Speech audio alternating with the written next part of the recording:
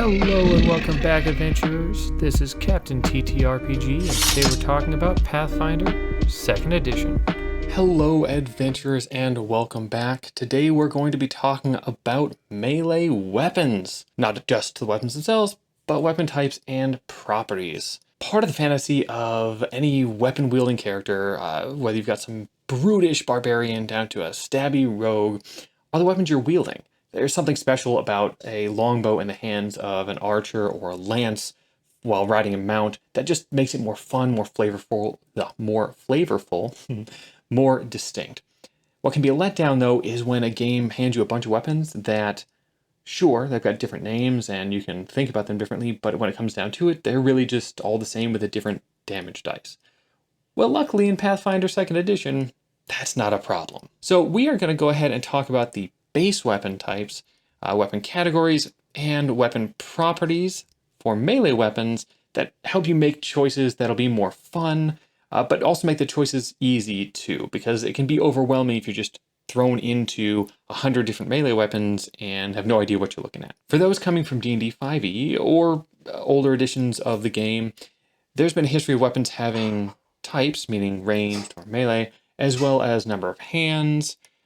But beyond that, and maybe slashing, piercing, or bludgeoning, the differences kind of end there. There's different damage die, but there's not much else to find that distinguishes two different weapons from each other. Let's look at D&D 5e prior to the 2024 rules, which have added a little difference for them. But prior to that, a war axe and a longsword were the same weapon. One was an axe, one was a sword, but they both did slashing damage, and they both had the same die size, and you could use with one hand or two hands. It really wasn't very interesting, and that should feel like a more interesting choice than it is. Now in the 2024 rules, for those of you who are coming from D&D 5e, you'll know that they did add weapon mastery that gives them one way to differentiate each other. Well, in Pathfinder 2nd Edition, we're going to find they've got a lot more than that going for them when we're looking about different weapons to each other. Pathfinder2e built the trait idea straight in from the ground up, and you see that they took it pretty far. Rather than just dive in with a high-level view of weapons, let's go ahead and look at a weapon stat block so you can understand what we're talking about. So you'll see on screen here, I've got a weapon stat block. So right away, what do you see? Well, it's a lot of info. Don't panic. We're here to make it easy. That's always my goal. Make sure you can jump in here and you're not afraid to use these things that are in Pathfinder 2e the best way possible. So the first thing to look at is the die size. We see it right here. In this case, you successfully hit a creature and you get to roll a d10. Great, that's nice and simple. The next thing we're going to look at is the number of hands. This tells you that you need 1 or 2 hands to wield the weapon, which is a big deal depending on your character build. Next, we're going to look at proficiency line. This tells you what group the weapon falls into. This is something if you're coming from D&D, you probably understand. In this case, though, it's not just basic and martial. There's also advanced weapons, so it'll be one of those 3 groups. And the last thing to look at is, in fact, the group line. This won't matter as much, though. So if you're a new player, don't worry about it. It'll matter later on as you level up in the game. But for now, don't worry too much about it. So these are the basics we've got down from our weapon stat block. And you've got everything you need to know, really, to go and smack around monsters with a weapon if that's all you care about. But these weapons also have traits on them that we haven't talked about. So notice that in our example here, it's got disarm, sweep, and trip. Those are all traits listed on the weapon. Now I'll talk about what those do exactly when I break down all of the common traits for melee weapons, but notice that all of these are on here for a reason, because all of them allow you to use your weapon in different ways than just smacking them, and some of them give you a bonus to other actions you can take, some of them let you use your weapon to do those other actions. They all have a reason that they play into the weapon in a different way to make it more flavorful, and they really give you a reason other than a damage die size to choose the weapon that you're choosing. With that in mind, I'm going to go ahead and break down some of the more common traits, and we're going to talk about what they do for you, because these do matter for choosing the right weapon and having fun with that weapon. This won't be every trait you'll see, but I'm going to cover the vast majority, so if you see something other than this, know that they're probably less likely to come up. All right, we're kicking off here with Agile. This reduces your multiple attack penalty. Instead of being -5 and -10, it's now -4 and -8. If you haven't watched my striking multiple attack penalty video, check that out. It'll explain this really, really well, but just know Agile is an important trait for reducing your multiple attack penalty. Backstabber. This adds 1, eventually 2 persistent damage to any off-guard enemies. It doesn't sound like a lot, but adding a different damage type than you're normally doing, and of course, with how many times you can attack if you want to, this can really add up. Backswing. After you miss with an attack on the same turn and you attack again, you get a +1 to that next hit. So it's almost like Agile for big, heavy weapons, but only comes up, if you missed your first attack. So helping you land an attack a little bit. Deadly. So this is always listed with a die size, for instance, Deadly D10. And when you crit, well, the way that criticals work is you roll your dice, you add on any modifiers, you double that, and then boom, that's your crit total.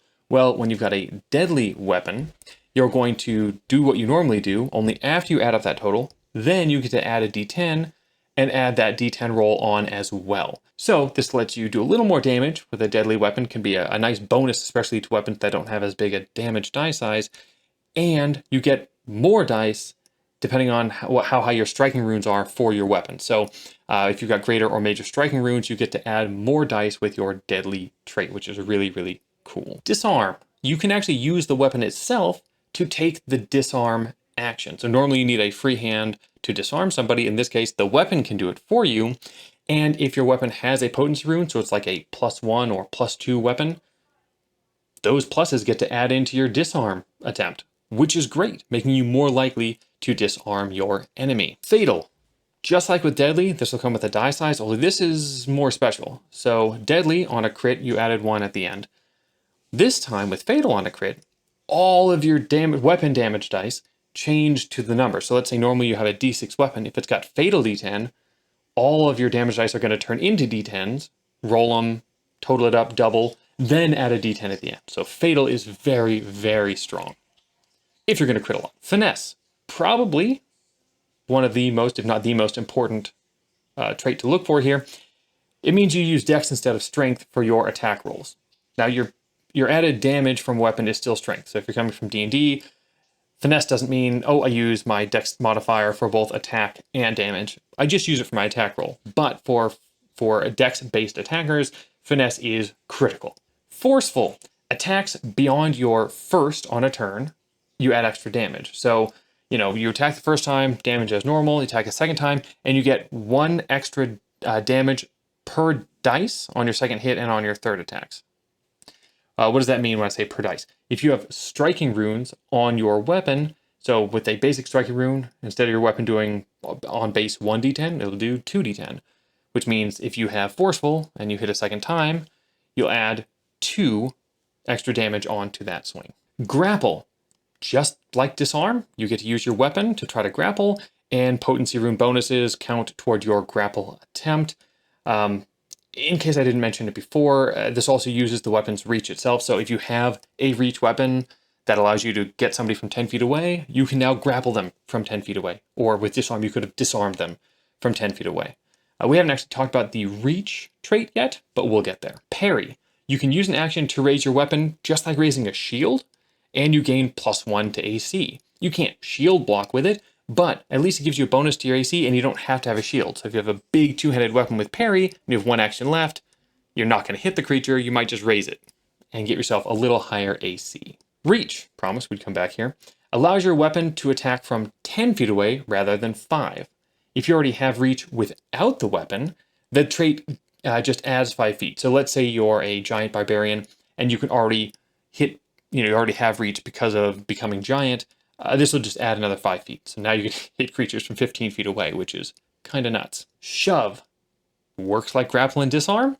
Lets you shove, add the rune bonuses, the weapon's range, is how far away you can shove from, all that stuff. So shove just being another athletics action that you can use a weapon for. Sweep. You get a +1 bonus to hit if you already attacked a different creature with that weapon on this turn. So basically the idea is, boom, I hit this creature and I'm turning and swinging at this one.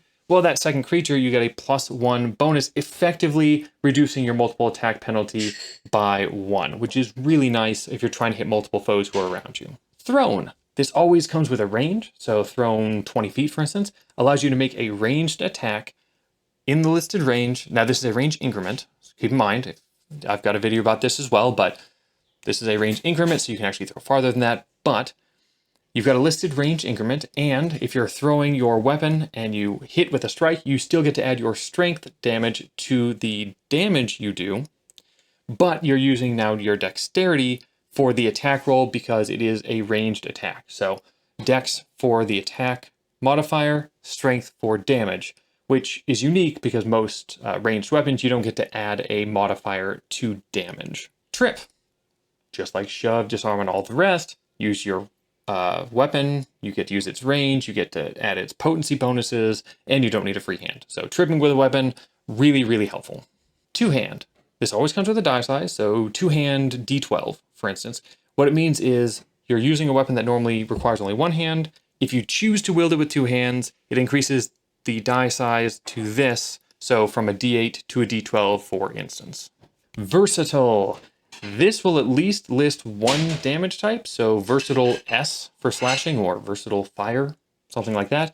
When you attack with the weapon and deal damage, you can choose for it to be that damage type. So if you have versatile S for slashing, it means the normal type might be piercing or bludgeoning, and you're choosing to make it slashing instead. This can make a huge difference when a creature has weaknesses. And there we go. Those are the most common traits to find on melee weapons. It seems like a lot to keep track of, but just remember that, first, probably just choosing a single weapon, so you just have to learn the traits on your weapon. This might just help guide you toward weapons that you might find more interesting and have more fun with. Don't go crazy trying to learn them all. That's not worth it right now. Base weapons are cheap, so if you want to grab multiple weapons so that you can use different traits, think about that. Maybe not a level 1 choice, but by level 2, you can pretty much buy whatever you need.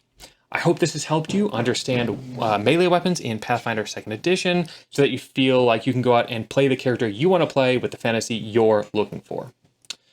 Go smash some ogres, and as always, adventure on.